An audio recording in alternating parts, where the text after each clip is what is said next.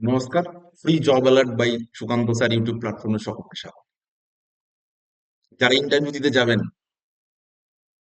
Interview এর থেকেও এখন দেখছি তারা বড় বেশি চিন্তায় কি করে 4 মিনিটে, 5 মিনিটে, 3 মিনিটে, 2 মিনিটে, 6 মিনিটে একটা ডেমো ক্লাস ওরকম বয়োজ্যেষ্ঠ ইন্টারভিউ এর সামনে রিপ্রেজেন্ট করে আসবে।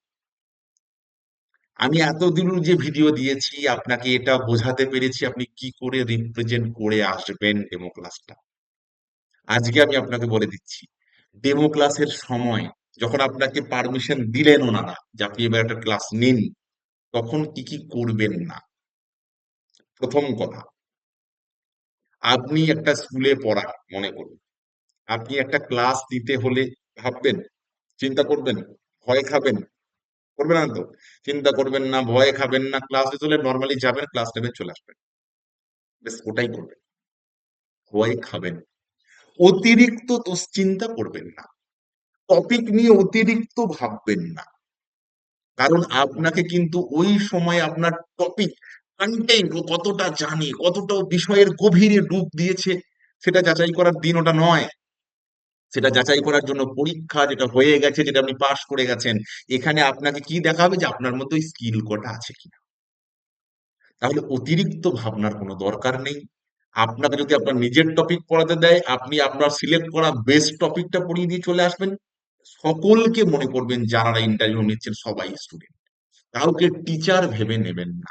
টিচার ওখানে সেই মুহূর্তে ওই 5টা মিনিট, তাই কাউকে টিচার ভেবে নেবেন না।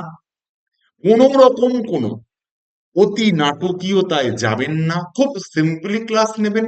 কোন রকম ওভার স্মার্ট হবেন না, কোন রকম ভাবে ফ্রাস্ট্রেটেড হবেন না, অতিরিক্ত দুশ্চিন্তা করবেন না।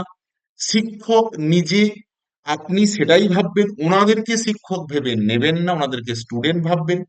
ক্লাস কতক্ষণ হলো, কতক্ষণ হবে, এই দুশ্চিন্তায় বারবার ঘড়ির দিকে তাকাবেন না। আমার ক্লাসটা কতক্ষণ হলো, আচ্ছা আর কতটা বাকি আছে, ও আবার এখন এটা বলা হয়নি, এসব করবেন না। যেটা মনে আসছে সে কটা স্কিলফুলি করুন। কারণ স্কিলড টিচার আজকের দিনে খুব প্রয়োজন এই সমাজটাকে গঠন করতে হলে, আগামী ভবিষ্যৎটাকে সুরক্ষিত করতে হলে। তাই স্কিলফুল টিচার হবেন, অর্থাৎ আপনার মধ্যে একটা পুরো বিষয় থাকবে। তাই যেগুলো না বললাম সেই না গুলোকে আপনি শুধু ভাববেন, না গুলোকে আপনি করবেন না, দেখবেন তেমন কোনো সমস্যা হবে না। কারণ আপনি টিচার। আপনি মনে রাখবেন, টিচার যারা হতে যাচ্ছেন তারা কিন্তু ট্রেনিং নিয়ে টিচার হতে যাচ্ছেন, ট্রেনিং নিয়ে যাচ্ছেন টিচার হতে। টিচার হওয়ার পরে ট্রেনিং করতে যাবেন না। তাহলে আপনাকে ট্রেনিং এ সব শিখিয়ে দেওয়া হয়েছে বলে এই না কটা শুধু মাথায় রাখবেন। এই না কটাকে হ্যাঁ করতে যাবেন না।